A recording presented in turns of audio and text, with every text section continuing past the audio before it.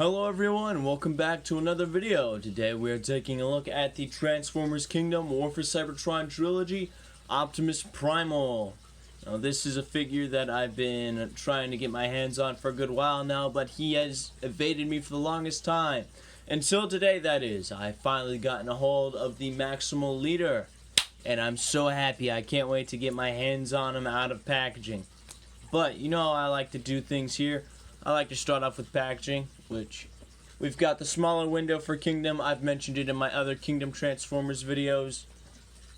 Up front, below the figures window, we've got a picture of him in beast mode, and on the side we've got a nice picture of him in robot mode. On the side it says Transformers Generations. Above that it says Takara Tomy. Below that it says Hasbro. I don't mention that every time. I'm just getting that out of the way in case it's the first time and you're lucky enough to see this. On the side we've got the Kingdom artwork for this final chapter of the War for Cybertron trilogy. On the back we've got some CG renders of the figure. On the bottom, not much else. On the top, we've got a Maximal symbol with some golden disc symbols, and not much else. So I'm going to pause the video, get him out of the packaging and transformed, and we will go from there. See you guys in a second. Alrighty, here we've got Optimus Primal all transformed with all his accessories attached, but before we go over him, I'd like to go over the card.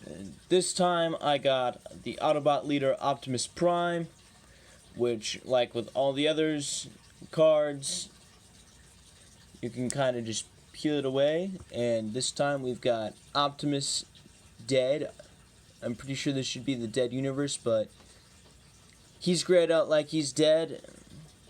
And yeah, let's put that back on like all my other ones. And let's get into the figure. Now, figure's ape mode, I will say, looks so much better than in the promotional images. Like, it's still not perfect, but it's a hell of a lot better than what promotional pictures made it out to be.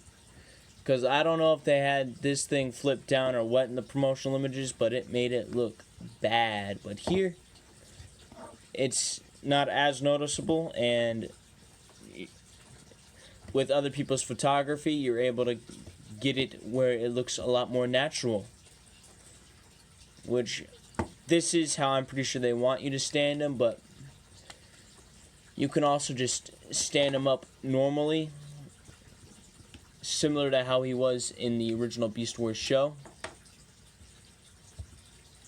Which, I might need to raise the camera for this. So yeah, he can just stand up normally, and in this mode he can hold his two swords, one for both hand, which they are a little tight to get in. But yeah, he's got his swords, and because monkey mode's pretty much got the exact same articulation as robot mode, I'm not going to go over that a lot. I'm just going to give you a quick 360 of monkey mode, because we're not going to stand that a lot, because I want to get him in robot mode. Because, oh boy, do I like that robot mode. And he does have a pretty simple transformation. He pretty much goes from man-looking thing to other man-looking thing. So, I guess let's get started. I guess we'll start off by flipping this up and around, bringing down his robot toes, and twisting his waist around. So now we've got the lower half of the robot.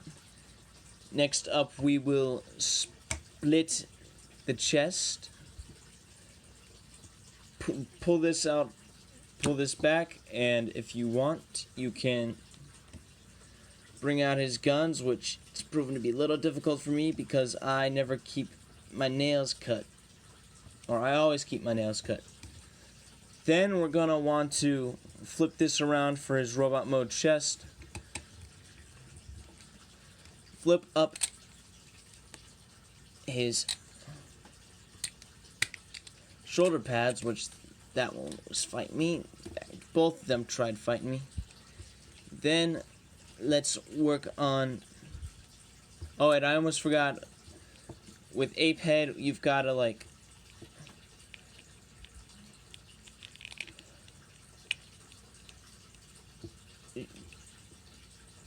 No, I'm sorry.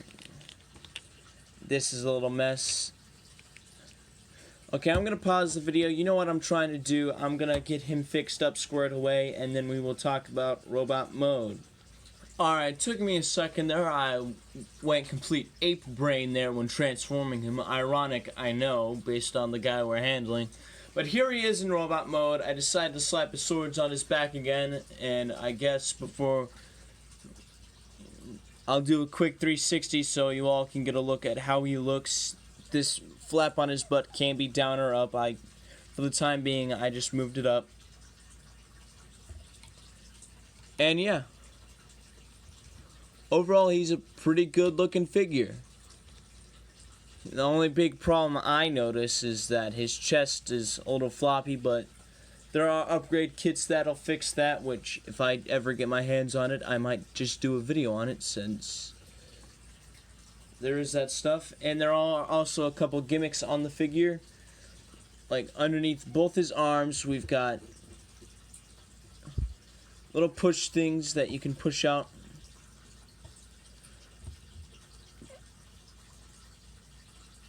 Or his wrist gauntlets. Or not wrist gauntlets, but you know what I mean. His guns. So you can have him going pew pew. He's also got these guns, which if you want, you can very easily put away just by pushing them down, then squeezing the body back together. And lastly, we've got his swords, which, because they keep on feeling like they're going to fall off, I might as well go over them now. So let's just push you back in, push you down, and get you in there as well. So, since his robot hands are his monkey hands, he can hold the swords just fine. And yeah, that's all his stuff. He does have a couple nice little gimmicks and pop-out weapons, which I do like. I do wish that he had some rocket detailing at the bottom for flight mode, but like I said, there are upgrade kits to fix that. And I'll take his swords out of his hands real quick so we can go over articulation real quick. At his head, he's got a ball joint, which looks up that far, looks down that far, which doesn't really look down at all. You can't really go side to side, but you can swivel it. He's got forward-facing butterflies at the arms, so you can bring them forward a little bit and back a little bit. I'm not sure if that would really help out with posing at all. I'm not too sure because I haven't really had the time to do that. He's got 360 at the shoulder, which does feel slightly detented. I'm not sure if you can really see that, but it's there. You can move his arms out all the way, but oh wow, that's a surprise. I thought the shoulder pad would have locked in and come back down, but that shoulder pad stays in place, which is real nice. He's got a swivel at the shoulder, which this one feels like nice but loose. This one feels a little bit tighter. They don't feel problematic at all. And he's got a beautiful, almost 180-degree bend at the elbow, but not completely. But that'll still give you more than what you need. He's got a nice tight swivel at the hand and opening fingers. Yes, they are all connected. A swivel at the waist, which is nice because some other Transformers I've taken a look at have not had swivels at the waist. He can do a nice, beautiful split at the legs. Not perfectly flat, but flat enough. He can kick pretty far forward, and if you get this out of the way, pretty far back. He can do kind of swivel, but based on how the leg is molded, not perfectly. He's got a pretty good bend at the knee, and if you activate the weird transformation joint you can get him an even greater knee bend, but at the cost of trying to fiddle that back. And he's got toe bend and slight rocker to the side, which I was hoping would have been a bit better. But yeah, that is him. I do like him. He is very good. Probably the best regular Optimal Optimus aside, or not Optimal Optimus, Optimus Primal aside from the Masterpiece. This guy should be hitting store shelves right now. I found mine at Target. You can find him at Target, Walmart, and wherever else sells modern Transformers. I like him. I hope you do too. He is a Voyager, so yeah. And I'll see you all next time.